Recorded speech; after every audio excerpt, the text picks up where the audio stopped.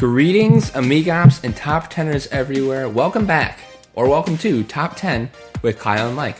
I am your co-host, Kyle. Opposite me today, as he is every day, is your favorite co-host, Mike. Today, we will be discussing a topic. I don't know what it is. It's Mike's topic. We will rank the top 10 of said topic. We will vigorously debate. By the end of this episode, we will have created a definitive top 10 list for Michael's topic. So, Mike, what are we doing this week? All right, K-Dog. This week, we're going to be talking about a very timely topic. We are going to be discussing some of the best activities for the autumn. I want to actually get into at some point whether it's douchey to call it autumn versus fall. I think that the question of what is and isn't douchey will probably come up a few times in this topic. Oh, yes. But I thought it was a good idea to steal from our dear friend and resident rascal, Derek. Because I loved that summer activities pod. I may have fallen asleep while we were recording it, but I really enjoyed it. And I was actually so as we're recording, it's October 14th, and I'm up here in New England, and this is the peak. It's all downhill from here. It is going to get really bad really soon, but right now it's beautiful, and so I'm into all things fall. This is perfect time to do it. This is like literally couldn't have been better, because yesterday I participated in a number of great fall events.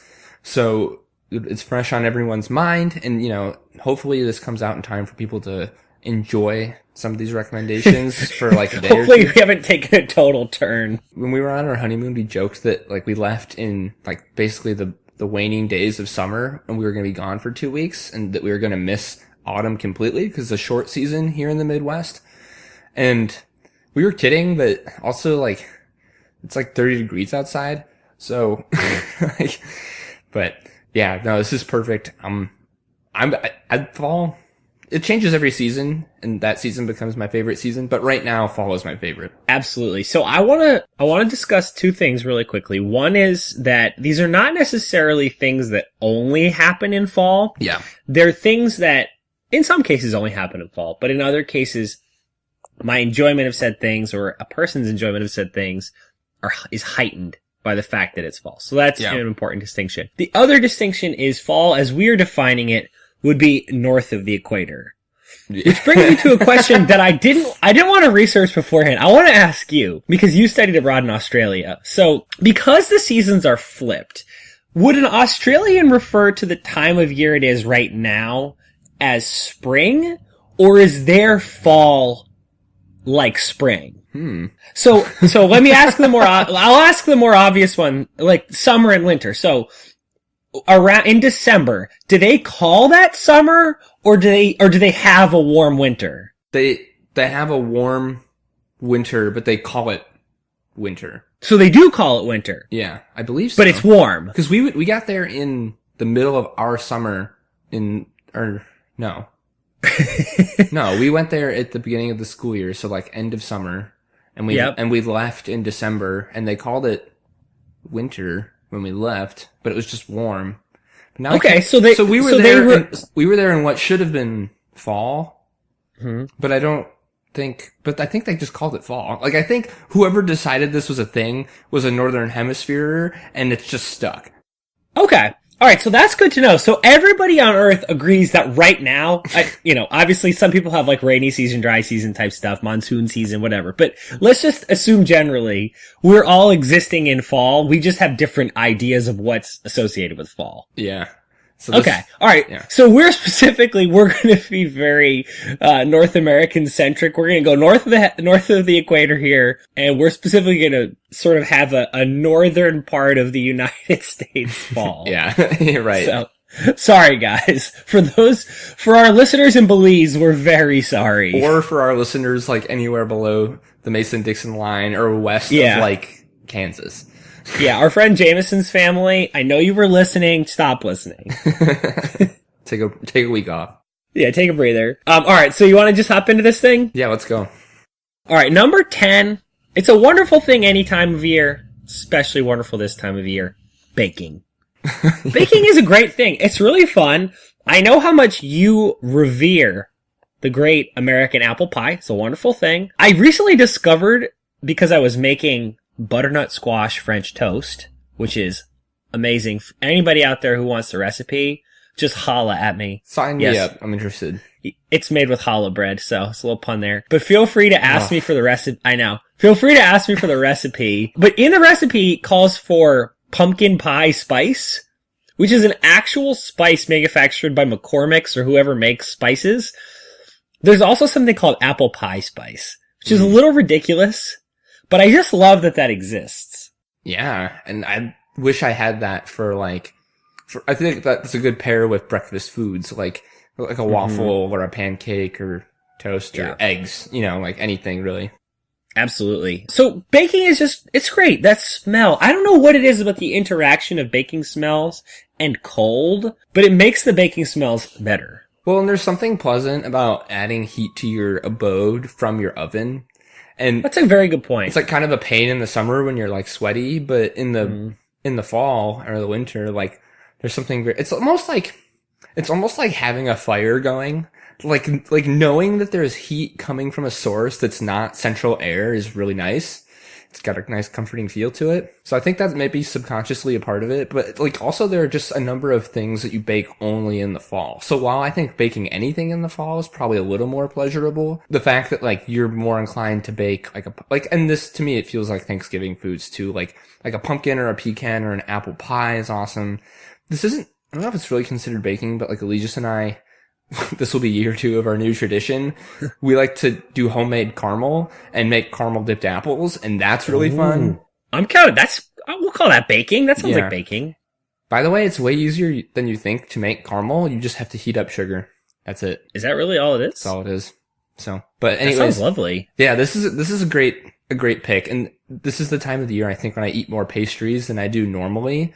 So, it all ties together. Well, I don't want to spoil any later items, but I do want to point out that New Girl has a really good sort of thought on fall, which is that it's not a good time to meet somebody because everybody's wearing a lot of layers and you don't know what could be hiding under the layers. This sounds like a Schmidt thing. I think it is a Schmidt thing. It's a very mean take on fall. Yeah. But it does connect with the baking thing because I too take liberties because I know I'll be wearing more layers. Nobody's gonna notice if I put a couple more cookies in my cookie jar. Like, I think it's a good thing. That's true. Yeah. Alright, so number 9 is yet another item that is good any time of year, but it's great in the fall, and that is strolling. Especially strolling through the city. Not to be confused with walking, no, or ambling, or meandering. No. Absolutely not. This is specifically strolling. And I'm talking most specifically about strolling the city or like a town square. Yeah. Now, for me, this all boils down to temperature.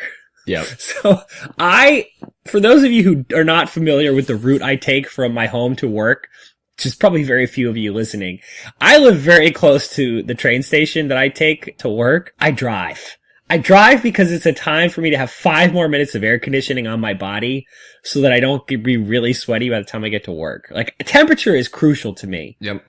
Strolling in the summer is not fun. I get gross, I get sweaty, occasionally you get a little rash because you're too sweaty and hot. Sure. Caroline and I strolled yesterday. It was just epic. The climate control was fantastic. I didn't get hot at any point. I felt a breeze on my ears. It was so nice. Strolling. Okay, so I think that's the big thing is I really like the breeze that comes with strolling. Mm-hmm. And what I like about strolling in autumn is that oftentimes there are some leaves on the ground. And so the conjunction of, or the combination of a slight breeze and loose leaves typically makes for a really nice soundscape. The soundscape! I didn't even consider that. That's wonderful. Yeah, I think you could strolling peaks pretty much anywhere, but I do think that in urban areas it's really nice. And yeah, Elise and I have started to make a habit of taking trips in the fall because it makes for less crowded locales and just also, like, you're totally right. Like, we do a lot of walking in our vacations, just exploring, and like doing that in the summer would be a real pain in the butt. But going in the fall, you're still guaranteed like it's going to be a little chillier, but also not like freezing, and it's perfect walking weather, and that's a big part of it. So I'm a huge fan of number 9 here, even though it seems like kind of a duh or like walking seriously. But I really do think that it's the perfect time of year for this kind of thing. I'm glad you embraced this, because I feel very passionate about this one. And there's another thing about strolling in the fall that I really enjoy that I think will probably figure high on your list elsewhere, so we'll wait. I think it will too, because I have a feeling I know what you're referring to. But I do want to note, the thing about the stroll, it needn't be associated with any activity that you can't do any other time of year. This simple fact of the weather is so big. But yes, when adding this strolling to a few of the other things we talk about, the combination's unbeatable. Mm-hmm. All right, number 8 is one that you were just mentioning you engaged in just this weekend. Apple picking. Mm-hmm. So, not intended to be a hot take to have apple picking this low on the list. It's a great time.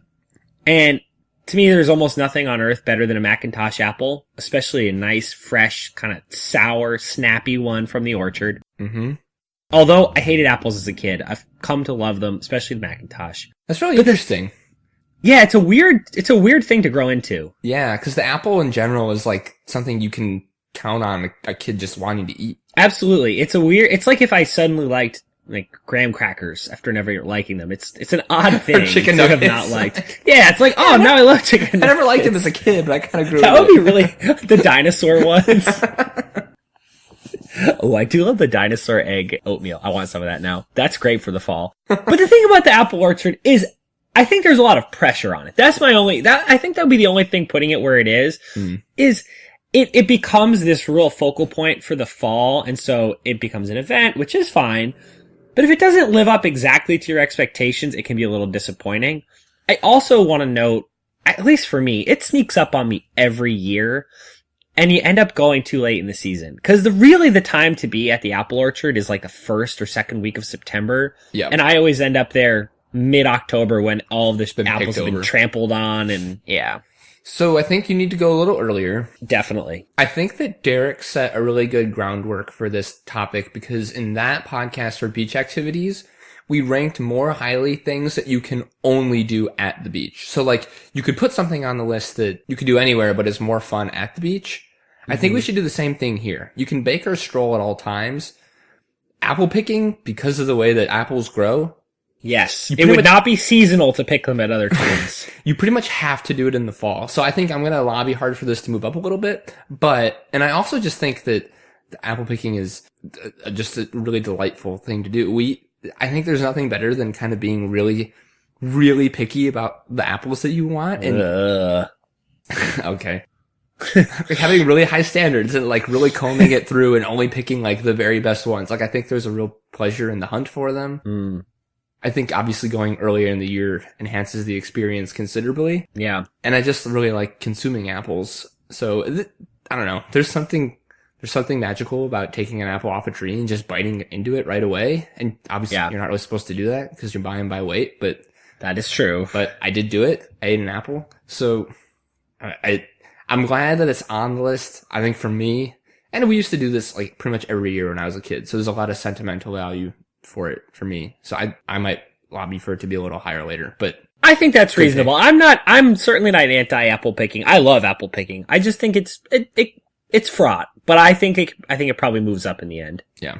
It's also important to note that like there are usually a lot of apple picking adjacent activities. Cause like if you were just to do apple picking, like you can't spend all day doing that, you know? That's true. And so there are a lot of things that surround apple picking that I really like too. So that's important to note.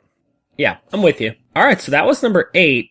So I think that takes us to a new segment, does it not? Typically we do it after number 7, I think. Yeah, I'm a little rusty. Let's move to number... All right, we'll move to number 7. Cue card mic is off. I know, I'm a little off. All right, number 7. This is one that it might even fall off the list because it's such a all-weather thing, but I think fall is the right time for it. And number 7 is snuggling. So this is, to me, peak snuggling time. Whether you're snuggling with a loved one, a romantic loved one, a family member, a pet, whatever it is, this is a great time to have a blanket pulled way up, to wear thick fuzzy socks, and then insert whatever activity. You watch TV.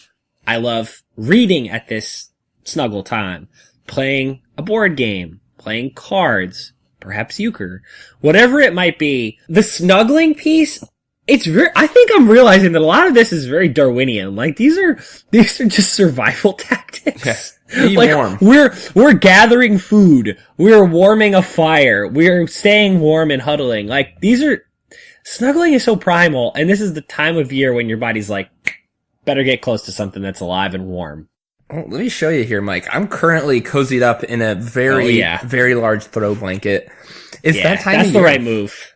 It's that time of year. I think you're right. Like, it doesn't need necessarily to be snuggling with like another person. Like, you can snuggle oneself. Oh, that's the thing. We are not single shamers here. Yeah. A self snuggle is really key at this time of year. I was at my sister Erin, former guest of the pod, last night, and on her couch was a pillow with a t-shirt on it, which I assumed was like her attempt to make like how they have like those man pillows? Yeah. And I was like, which seemed odd for her, like, and then she's like, oh no, like, I just like to switch out my pillowcases frequently and don't have like a lot of pillowcases, so I just put t-shirts on it. That's awesome. So I, like, while we were sitting there watching football, I just like had my arm around the pillow the whole time with the t-shirt on it. Anyways, no, I think you're spot on with this one. It's always a good time to snuggle, but it's so much more pleasurable when it's actually cold outside, or maybe even a little drafty in one's apartment or home. I'd also like to say that cuddling is at its peak if it is audibly and loudly raining outside, and you're not as likely to have it rain as you are in the spring, but you do get a fair bit of rain in fall as well. And so I think that the heightened potential for a good storm cuddle is a big part of this. That's huge. I totally agree with that. The soundscape. You've really opened my ears to the soundscape piece of this whole thing. Fall has nice sounds. It's a great time for one's ears. Yeah. Yeah, I'm with you. All right, so that takes us through number 7, which I personally think is a great time to talk about the not top 10. I agree. But that's just my take. So, all right, so I got a couple here. One is just something I've actually never done, but it seems like it would suck. I don't know. You may open my eyes to this one. So that would be hay rides. It just seems really dumb. I don't know. Maybe people actually like hay rides, but I can't imagine anybody really likes a hay ride. I love the hay ride. Okay, so I'm way off base. So, I think this is borderline criminal to put the hay ride on the not top 3. Like, what the fuck is the matter with you? So, like, I assumed other people thought it was dumb. Maybe they don't. So, like, maybe as an adult, like, if you're gonna be a dick about it, like, well, I'm just sitting on a tractor with a hay on it. Oh, it's so slow. Like, it's delightful, especially like if your scenery is like, you're probably in an orchard. There's probably a barn somewhere. There's a decent chance there's a cornfield nearby. We rode a tractor yesterday. It didn't have hay on it. And like, we could have easily walked back to the front of the place, but there was a tractor. Like, of course we're going to ride the tractor. It's nice to do. And you considered this a pleasant experience? Yeah, it was fine. It was communal. There were a lot of other people enjoying the tractor. There were cute kids. It was fun. And I'd like to throw on here, the haunted hayride is something that is important because I am a self-proclaimed card-carrying scaredy cat. I don't like to be scared in any way. But I enjoy the haunted hayride because it takes out of the haunted house experience. What I believe is the most terrifying part is the fact that it's self-guided and you have to propel yourself forward. It takes sort of that element of choice out of it a little bit. Exactly. I'm just along for the ride. You have no more agency. It's not my fault if I get scared. Exactly. So like... Yeah, that's interesting. Like, exactly. So like, if something jumps out of the trees or like someone starts a chainsaw nearby, like it's scary still, but like it's preordained what's going to scare me. And I'm not pulling myself into it. It's this evil tractor. I had no choice in the matter. So like, I can stomach it. That's a really interesting bit of human psychology. I think there's more to unpack here, but we'll move on. So, but anyways, I guess like in a vacuum, like the hayride is not like And the hay itself is like fairly uncomfortable.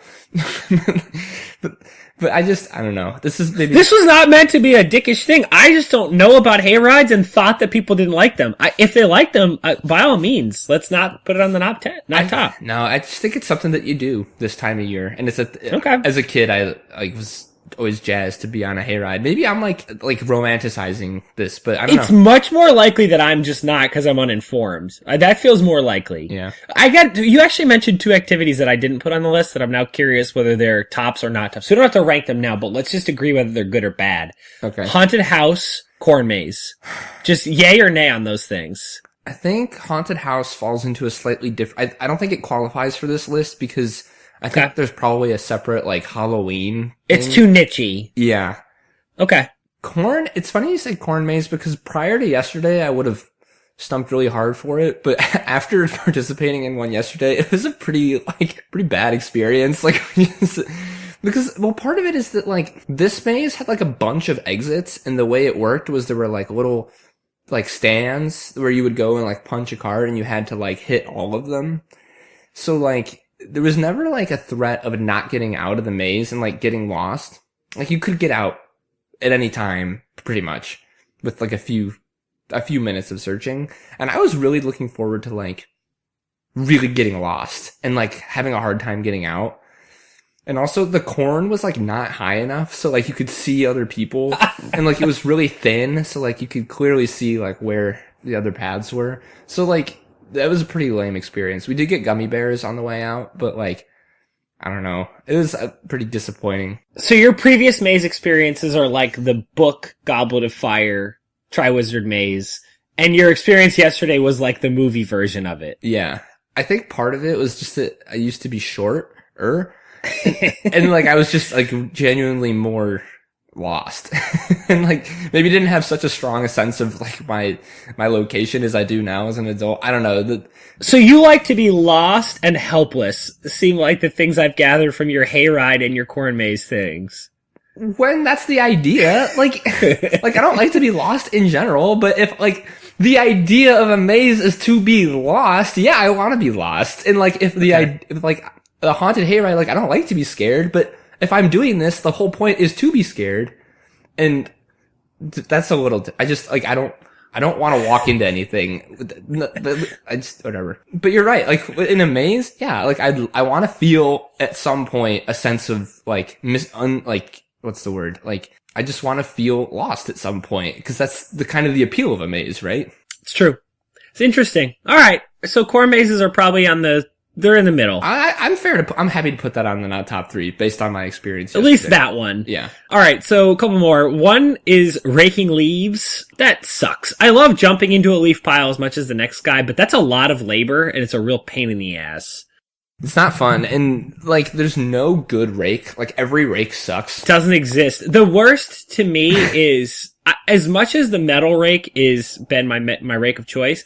The problem is it pierces the leaves, and then you end up with a bunch of leaves stuck on the end, in which case the rake is no longer a rake, and it's a shovel. Yeah, no, and the problem with raking leaves is that, like, if you have a pile of 10 leaves that you need to move from point A to point B, you're probably doing 6 strokes with the rake. You can't get them all.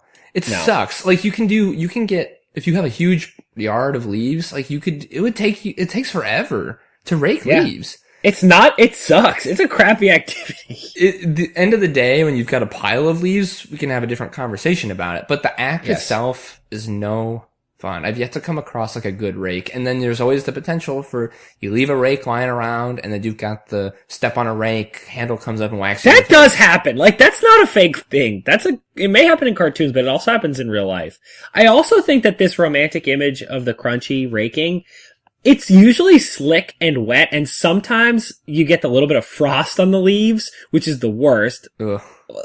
The like nice soft crunchy pile of leaves exists for about a 3-day period. Yeah, I'm totally on board with this one. Okay. Last 2. One is for our friends in the breadbasket. I gotta think that like barn raisings and harvesting is a lot of work. I'm sure it's rewarding, but I don't know. This is a busy time of year if you're a farmer. Yeah, So, it feels like it's a very work-intensive time of year, and work is not fun in general, so... yeah, shouts to you guys. This is a tough time, but thank you for supplying our food. Yeah. And then the last one is bandwagon fall fans. Now, I don't have a problem with liking fall, all these things, but I guess specifically this would be interacting, because we're doing activities, to be interacting with bandwagon fall fans. It's fine if you want to Instagram leaves and stuff. I do it because I love fall. It's just, what's your intention? Why are you doing this? That's my question. I need to understand your motivation. And I think when interacting with a person in fall, you can usually tell whether they're snuggling because they want to snuggle or they're snuggling because they want to take a picture of it. That's my issue. This is in general a good, not top for any topic that we do, but it does seem to come out often in fall. Yeah, it's just become such a hot thing recently. I thought you were going to say sports bandwagoners, particularly in the fall, because it's the time of the year when people are bandwagoning baseball teams in the playoffs. They're bandwagoning, hot start college football teams. You know what? We should talk about this more shortly. Okay. Alright, so that's our not tops. Yeah, I don't have any others. I can think of a number of things that I like to do in other seasons that wouldn't be fun to do in autumn, but that's a good point. Swimming. Yeah. You've never done the polar plunge. Fuck that. Swimming, I can vouch for swimming not being very fun at this time of year. Yeah, let's get out of here. Well, let's get into the good stuff. All right, so number 6, it's a classic, leaf peeping. Leaf peeping, and I'll kind of broaden this a little bit to driving, a good fall drive, typically to see leaves, but it's a really nice time of year. That's what we call it in New England. People who drive up to New Hampshire or Maine or Vermont to see the leaves change. Oh. It's called leaf peeping. So when you said that, I assumed you meant disguising oneself in a pile of leaves to spy on unsuspecting peoples. Well, I would bet that that's a thing people have done if only in cartoons, but no. It's a little different than that. You're not peeping from the leaves, you're peeping at the leaves. Oh, okay. Yeah. Yes. So, I think a broader view of this is just a nice leisurely drive. This is a really fun time of year to take a little ride. It is. If I was gonna broaden this one, I might say I would just broaden it and say maybe remove the necessity to be driving and just say looking at leaves, because I don't think I've ever said now is the time I will get in my car and I will drive for the express purpose of peeping at leaves. But I will say that remember when our fall break senior year, we drove down to Charleston from Indiana, and it was incredible. The changing of the leaves in that part of the country and the hills, it was one of the most amazing visual experiences I've ever had. There's a real beauty in seeing a sea of leaves, that. And it was almost heaven. It was West Virginia. It was really beautiful. Seriously, how about Asheville? I want to go back to Asheville. That was a beautiful town. It's so beautiful. And autumn, a lot of places hit peak, especially in our neighborhoods. A lot of our neighborhoods peak in autumn in terms of their splendor. Yeah. I think that's probably a fair compromise, but just taking in the visual beauty of the season is really something. And even if we don't need to broaden this to just looking at Earth at this time of year, but the sky has a different quality of blue. It's just beautiful to behold. Yeah. And I find that sunsets in autumn tend to be a little more beautiful. I don't know. I feel this is completely unscientific and completely anecdotal, and probably mostly just due to the sunset I saw yesterday. It just feels like there are more of those nice pink and orange sunsets in the fall. Is that? And it also has a slightly more faded quality. I think it's because I'm picturing people wearing those generic jerseys. You know those 3/4 length faded generic jerseys? That's what the sunset is like in the fall. It's just vintagey and faded and nice. Yeah, I love it. I think if we just put it in, if we made number 5 or number 6, just looking at leaves in general, I think that would satisfy what we're talking about. But I agree. I love this concept of just driving somewhere to look at leaves. Oh, it's really nice. It's a big thing in New England. I'd like to participate in that. Yeah, well, you're very welcome. Come visit. I will. All right, so number 5 is one that you actually were just kind of getting into, and that's watching sports. I don't want to limit us to a particular sport, and you know why I don't want to limit us to a particular sport? They're all happening right now. We have got the World Series playoffs, so we will have the World Series starting very shortly. American football, both college and professional, are in full swing, like really in full swing. Things are happening. The English Premier League will have started, actually, when pod is released, it will have started the day before. Mm-hmm. We have basketball will have started the previous Tuesday.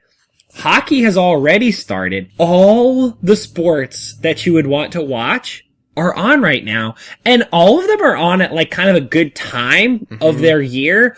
Basketball and hockey become painful in about 3 months because there will still be 3 more months of them. Same with baseball, but rewind 3 months. Exactly. Baseball is at that time of year where it's like everything is crucial, everything matters. They're putting relief pitchers out in the 3rd inning. This is not that mid-year they put out the long relief guy to start a game. Like this is crunch time. Football's just fun. But basketball and hockey are really bearable right now, and in a way that they won't be until their playoffs start. Yeah, those sports are at their best in the playoffs, but the next best time for those is the very onset of the year when teams are still starting to figure shit out and there's just that new season hope in the air. But I think we should say just sports in general. But for me, it's not what you think. Like, I love MLB playoffs. I love them. But there is something extremely communal about how our nation just obsesses over football every weekend. Like, it's just football all the time. I love it. And the fact that it's both college and professional football, and I have another thing on my honorable mentions that I don't know. I don't think it'll appear higher on your list, but tailgating in tandem with football is one of the most pleasant things you can do in the fall. And it's not even have to be college or professional football. I attended a high school football game 2 weeks ago. Yeah. What an experience. Like, I have forgotten what, like, being at a high school football game is like. And it's just, you bring your blanket.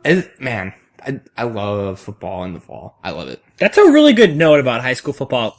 We don't want to be too regionalized, and our friends in the American South and the American Midwest, they love their Friday Night Lights. And you're right, even if it's not like big time high school football, there is something about hot cocoa, a freezing cold metal bench that you're sitting on, a tartan blanket. It's a good time. And you're right, I think the theme of most of these things, which once again comes back to this question of, I think we're preparing to survive the winter, is the communal aspect. Like, it's a very inclusive sporting experience. Mm-hmm. Yeah, no, it's great. And I'll just take this quick opportunity to shout out, he's been on the pod before, Ian. It was his high school football game I attended, and that son of a gun rushed for like 60 yards and had 2 interceptions. Like, he played out of his mind. It was incredible. So he's an athletic, you don't have an image probably if you're listening, but he is a very athletic looking young man. I haven't seen him perform athletically, but I can tell he's a heck of an athlete. Oh, the boy can play. Just wanted to shout him out. But yeah, sports in general this time of year are peaking, and more specifically, this is football time. It was weird to say that given how much I love baseball, but like, people don't anymore like rally around MLB playoffs unless their team is in it. Like, football is just all encompassing, like, all day Saturday and Sunday. Yeah, that's very true. All right, so that's number 5. Number 4 is one of those ones that there's an interesting mix of things that are fun all year round and things that are specific to this season. It's consuming fall beverages. Yes. So there's some fall specific beverages, like the pumpkin spice latte has become emblematic, the PSL of the season. Warm apple cider is very much a fall drink. But then there's a couple that are good all year round that are especially good this time of year. How about a good cup of coffee? Yep. Man, a nice hot cup of coffee in the fall is huge. Chai tea. Mm-hmm. All them spices. It's a great time of year for chai tea. For me, when we go into the alcoholic beverages section, an old fashioned is my drink of choice. It's a great time of year for an old fashioned. I actually tried a new one yesterday with Caroline. So we went to this really snooty mixology bar where this dude who looks like, to steal a line from New Girl, looks like a Civil War surgeon, comes over and just asks you what you like. Not like what drink you like, just things you like. Yeah. And then comes back with a drink. I love and that. This dude, it was really cool. This dude served me something called a revolver, which is, have you ever had one of these? No, it sounds so cool though. It was so cool. I felt like such a man. It had bourbon, coffee liqueur, orange, like essence of orange, and I think it had some bitters. And it's basically like a coffee old fashioned. Oh my god, I can't imagine. I can't think of a better drink for you. It was so perfect. It was unbelievable. It's my new drink of the fall. The only problem is that it's possible that guy made it up on the spot, and so you can't like go to another bar and ask for a revolver. The problem is nobody's gonna believe that I want one. Yeah. Even if it does exist, I'm gonna be like, sir, could I have a revolver? And they're gonna be like, well, you know that there's dark booze in it, right? And I'm like, I'm a man. Hey! I'm a man, I want a revolver. But that was delicious. So I just think generally it's a great time of year for that particular part of the flavor spectrum. Like the rich, spicy, bold flavors just really pop this time of year. Agreed. And I think we should group into this fall beer because yes, hugely. Because now it's time to break out. It's not quite time to break out stouts, but you can get away with it.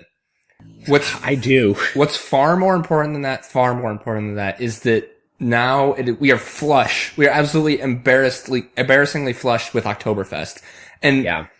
Oh man, I love Oktoberfest beer. It's like for me, it's perfect because it's not too dark. Cause we've talked about it on this podcast. Yes, your tastes are well known to the audience. But Oktoberfest is it's just sweet enough, but it's dark, it's full bodied. It's like caramelly sweet. So it's like it's a good middle ground of sweetness. Oh, it's malty. I love Oktoberfest beer. And now is when everyone starts making them. And this, to speak to how douchey this is, have you seen, that Budweiser commercial where the king comes into a tavern and he's like, Bud Light's for everybody. And there's one guy in the corner and they're very intentionally making fun of craft beer drinkers or anybody that doesn't drink Bud Light. And the guy is like, oh, actually I prefer mead. And he's like, okay, Bud Light's for everybody and one mead. And he's like, oh, is it autumnal? Oh my god. Is it autumnal and full bodied? And he's like, okay, one autumnal and full-bodied mead for this asshole.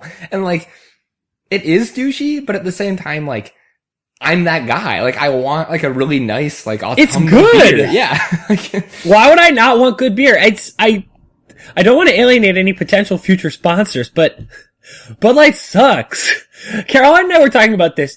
The first to the 8th Bud Light suck. The 8th on is delicious, but I don't want 8 beers. So I want my first to second or third beer to be good. Yeah. No, listen, Bud Light has a role and it fills it spectacularly. Yes. But if I'm going to drink 2 beers in an afternoon, 3, if I'm going to drink 3 or 4, even up to 4 or 5 beers in an afternoon, I want it to taste good. And yeah. And that's not the role that Bud Light fills. I'm going to be drinking something snooty. I'll be drinking Sam Adams or Great Lakes Oktoberfest because that shit tastes good. And it's especially tasty in the fall. So are you familiar? I discovered something. This is one of those situations where I discover something that everybody else has known about for quite some time. Okay. It's like the internet radio. Yep. So I was at... Yes. We should make a list of this and do a podcast. That actually would be fun. I have to try all of these things. So apparently there's a thing, I don't even know what it's called, but there's a pumpkin beer in our area. It might be nationwide called Shipyard. Is that popular everywhere? I'm not familiar with that particular one, but pumpkin beer in general is a thing. So I'm aware of pumpkin beer, but this, apparently people do is they order a pumpkin beer with cinnamon sugar on the rim. Oh my. Okay. Yes. I'm so glad you don't know about this. I guess this is a big thing in Boston because I'm having that experience of discovering it for the first time and now it's literally everywhere, and everybody knows about it but me. I tried one last night, 2 thumbs up. Yeah. Give that shit a shot. That sounds really good. I really like putting brown sugar on my rim, and I can imagine it would also be good on the rim of a glass, you know? Oh, yeah. Sorry, we'll maybe cut that. No, that was gross. I kind of liked it. I think you should keep that. Don't cut that. I made the same joke last night because we were drinking margaritas. It's funny. As you were saying that, I'm like, does he know he's making a butthole joke right now? And then I'm like, oh, he knows. Butthole jokes do not escape halfway me. through, I realized you knew it. Yeah. Imagine it's a very different sensation than putting salt on my rim, so I'm gonna have to give this a try. Yeah, it'd probably be much more pleasant. The salt. Ooh. Yeah. All right, so we're through number 4. So that means if my timing is back on, Cue card Mike is back in business. Do a couple honorable mentions. One that I don't engage in, but that I think sounds really fun in the fall is knitting. Our friend Ketty, who I don't think listens to this pod, I'm not even sure she knows it exists. I forgot to wish her happy birthday the other day, so she might, even if she does, she probably won't listen in protest. Yeah. She loves to knit, and I can just go cast my mind back to college. She knitted so much in the fall. Once again, a survival tactic, I think, to stay warm come winter. Knitting seems really relaxing and nice in the fall. I've not done it, and I think if we asked Ketty, she would tell us that it's great at every moment of every day of every year. She did knit an awful lot. But I have to think that it's more pleasant in the fall, right? I would think so. Another one that I do love, especially this time of year, tubbing. I tub all year round. So I do like my parents in their house that they're in the process of selling have a hot tub. And so I would hot tub like a 90-degree dabby in the hot tub reading a book.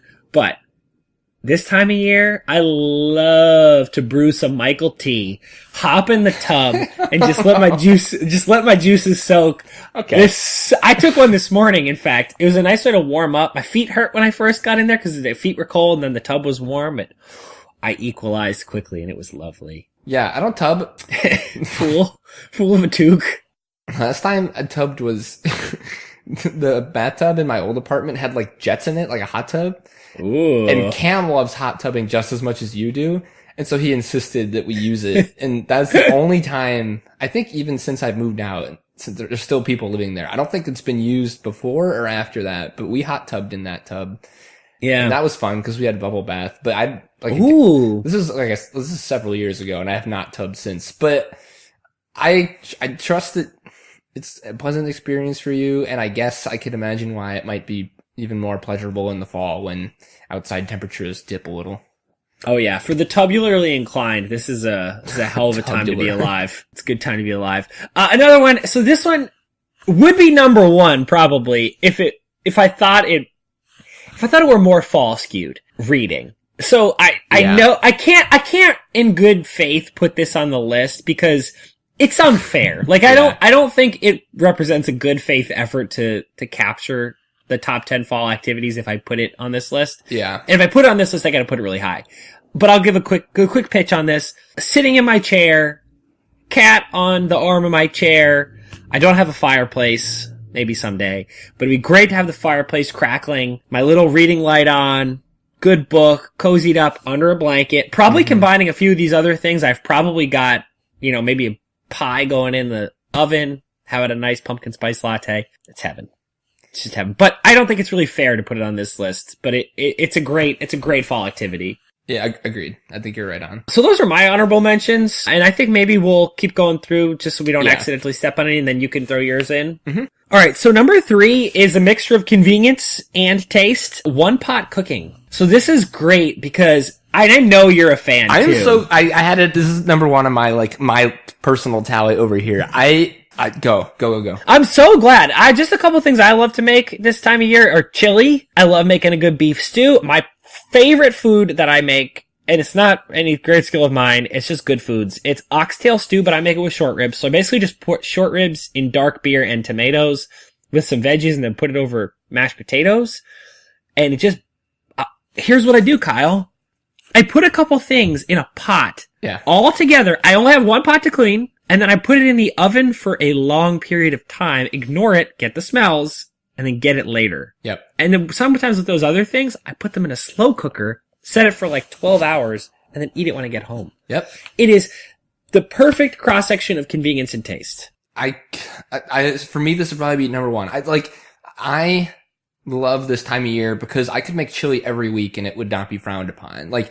Chilies, soups, chowders in your neck of the woods, all this stuff is prime time. You just won't even eat like stuff like that in summer. Like, Yeah. it's like it's the perfect time for this kind of thing. And I'll group into that. I don't cook it, and you wouldn't use a one pot to do it, but like this is the perfect time of year to eat like ramen, like any kind of like hot like spoon food is the perfect time for you. And we at work every year we have a chili cook-off that takes place in October because we have a coworker whose birthday is on October, and she makes a big deal about it, and we like center the festivities around her birthday. And it's the greatest work day of the year because every like 12 more people bring in chili. It's just the perfect time of year. And then at the Super Bowl, we have Super Bowl Day, which is the same thing, except everyone brings in soup. Chilies and soups, this is their time to shine. And those are two of my favorite things to eat and make. So, and again, it's just the gravy on top. Ooh, gravy. It's just gravy on top that you only have to dirty one dish oftentimes when making these things. I love one pot cooking. 100%. You said it all, my friend.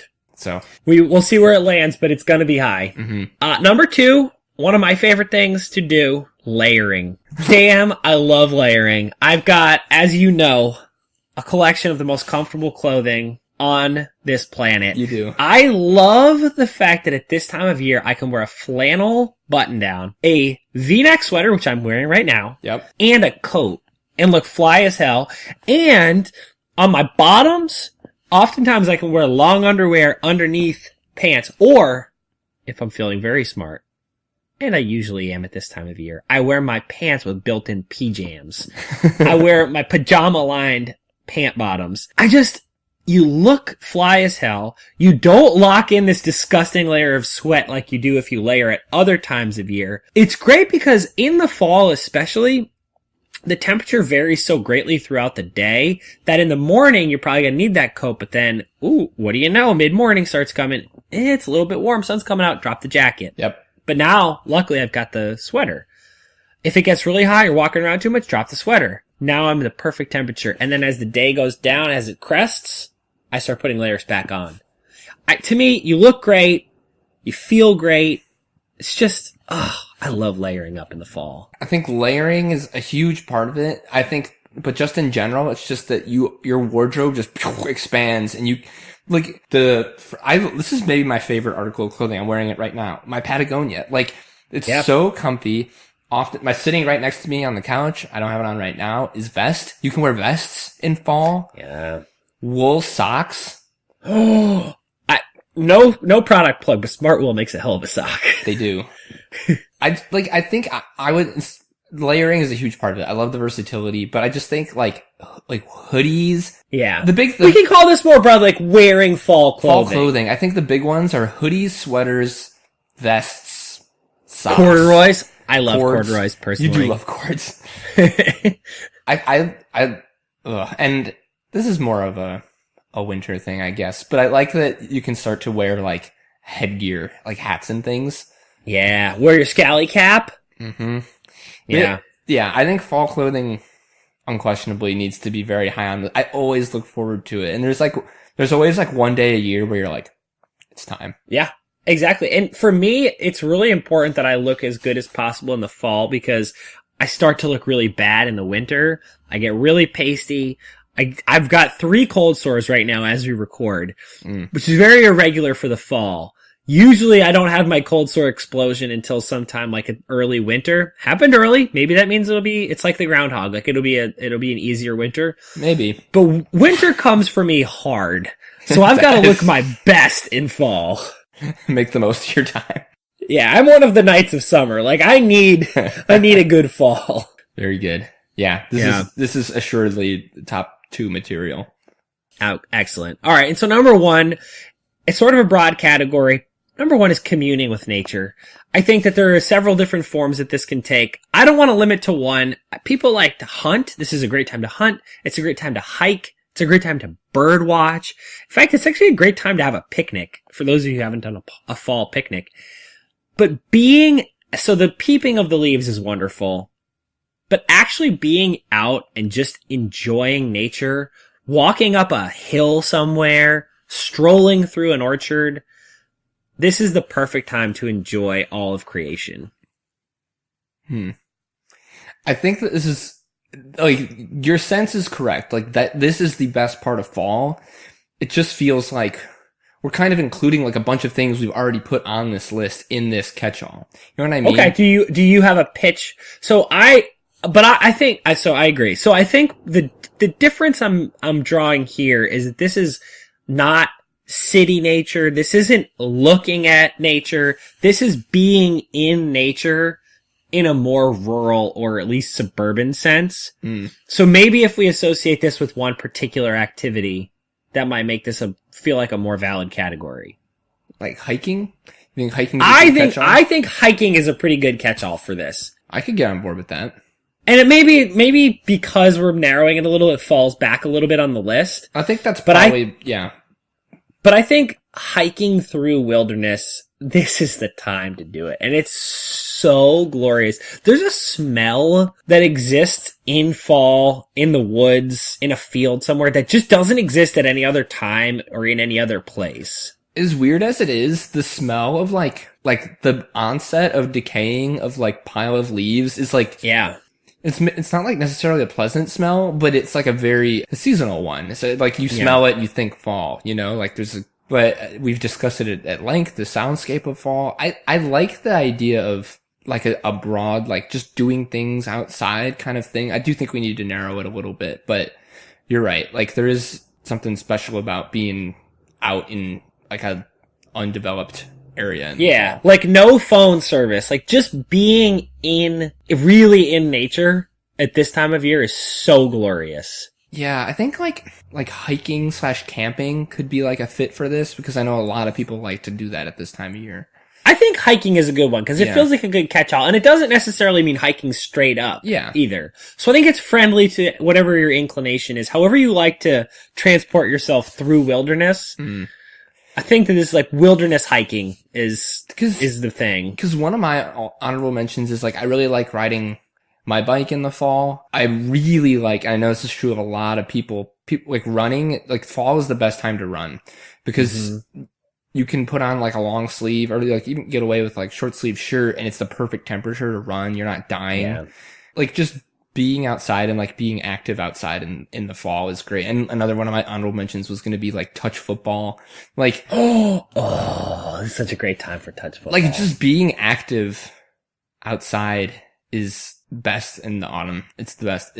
And I don't think we can say like physical activity is number one. So I think we should pick hiking, but with the understanding that like a lot of these have to do with being outside in general. Exerting yourself outside in the fall is a real pleasure.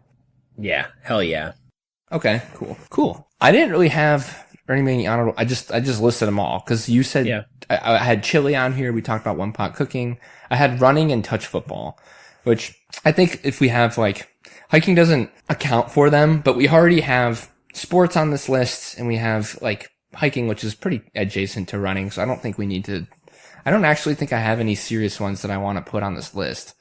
Okay. I wouldn't hate if we decided there was something that didn't feel appropriate. I think that the touch football thing is different enough and important enough that I would feel okay if that ended up slotting in somewhere. Let's do that. I think that you're right about the hiking and the running thing, but I think that the hiking to football is a little more of a leap that I would be comfortable with. Let's put touch football on then, because just thinking back to like childhood and also more specifically for us, playing touch football in college was like some of the finest memories we've ever created with each other. So I think just in so many ways, like so reflects the development and differences in our relationships over time and like all the things we learned about each other. That was a very educational experience for us. Like just going on a flag, like a little touch football game is probably true of all friend groups. Tells anybody everything they need to know about each one of us. The dynamics of the group. Yeah. Yes. I think we'll put it on there. Yeah. As far as vulnerability goes, I don't know. I love all of these so much. It's just such a great time.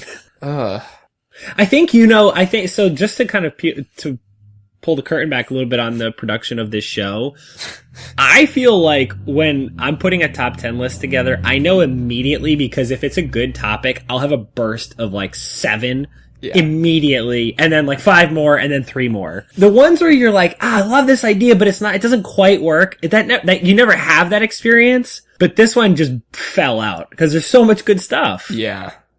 This is an obvious one. I don't know. What looks vulnerable to you? Well, I think apple picking needs to move up. I think, I don't want to I know we get in trouble when we group, but I think that it makes sense to say orchards because yes. Yeah, that's probably a good point. Because nobody just goes to apple pick and then doesn't get cinnamon donuts and drink hot cider and do a hayride and do a maze. I think it actually would be weird to separate it out, you know? Yeah, I think that's a reasonable take. So let's do that and move it up. Yeah, so orcharding. I don't know, there's nothing on here that I think doesn't really belong. You had baking at 10 and I think baking is a lock. It needs to be on here. Yeah, that's how I feel too. It's just such a good season. Maybe we can't really group strolling with hiking because I think we've discussed that there's a real difference there. It was blasphemy. I was gonna say something about snuggling. The only reason I could pull snuggling off this list is because it's so deeply associated with everything else on here. It feels inextricable from some of these activities, but even so, you don't even have to do any of these other things. Just snuggle and it's great. Yeah. And you can even, like you said, snuggle with yourself and it's great. I don't feel comfortable pulling it off. I really don't know. Maybe we pull strolling? I don't know. Would you rather have strolling or hiking? They're so different. I want them both. But I don't think that touch football falls off either. Yeah. I'm getting a little dry mouth here. I'm getting anxious about pulling anything off of this, but also, I don't know. I guess we could pull strolling. Cause strolling, there's so many other things that you add to strolling that make it as wonderful as it is. I guess cause you're right, a lot of it is the general temperature and stuff that we've discussed, with hiking, and then you probably have a hot beverage in your hand. We talked about that. You probably have a one pot at home that's waiting for you. Yeah. You're gonna go snuggle at home. And you are definitely layering at this point. Yeah, that's true. Okay, all right, so that what? I think that no matter what it was going to be a problem of it's combined with too many other things. Yeah, the thing that came off this list, that was going to be its, dare I say, flaw. Okay, all right, let's do that. All right, cool. Okay, so let's get to work. I think fall clothes should be number 1. I'm in on that. Okay, I think I would actually put fall beverages over one pot cooking and fall foods. I think fall beverages have more cachet than fall foods. Does that make sense? I think that's reasonable. And then this is maybe a hot take, but because it's so seasonal, I would put orcharding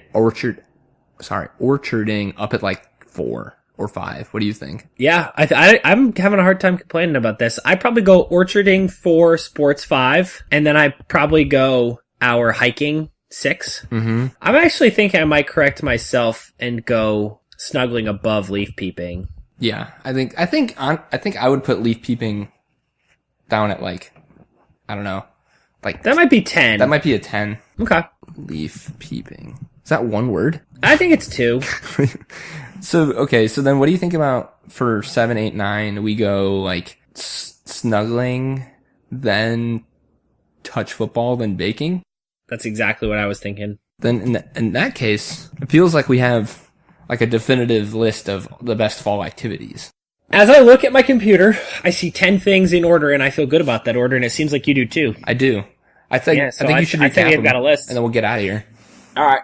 So, number 10, leaf peeping, or otherwise taking in the beauty of fall. Number 9, baking, preferably something with a lot of cinnamon and spice. Number 8, what begins as touch football and ends with tackle football, especially in our group. Number 7, snuggling in all its wondrous forms. Number 6, hiking through the glorious nature. Number 5, watching your many options for sports, but probably in this case specifically we're thinking about American football. Number 4, orcharding, picking, riding, whatever. Number 3, one pot cooking, something hearty and warm. Number 2, consuming fall beverages, hot or semi-hot. And number 1, the greatest thing about fall, putting on that fall clothing. Damn, I'm going to do a lot of these things today. Yeah. Probably more now than I was planning to originally. Yeah, for sure. Get that crock pot out. Oh, yeah. All right, buddy. Good work. All right, dog. That was beautiful. All right, I'll see you next week. Arrivederci. Bye. Alrighty, friends. That was our top 10 for this week, but now we'd love to hear your top 10. So please check us out on all of our available social media outlets, traditional outlets, whatever outlets we have. Check us out on Twitter at top10km. That's all spelled out, top10km. Our email, top10km, spelled the same way, at gmail.com, or our site, top10km.podbean.com. All forms of communication accepted, except for serial killer notes. Please don't send us any of those. If you like the pod, be sure to subscribe wherever you get your podcasts so you never have to miss an episode of Top 10 ever again. If you didn't like it, please tell us why. We'll try to make the show better. Our theme music was composed by Kevin MacLeod, and our artwork was created by Erin Sant. You can check out her stuff at Sant Design on Instagram. Alrighty, goons. We'll see you next week.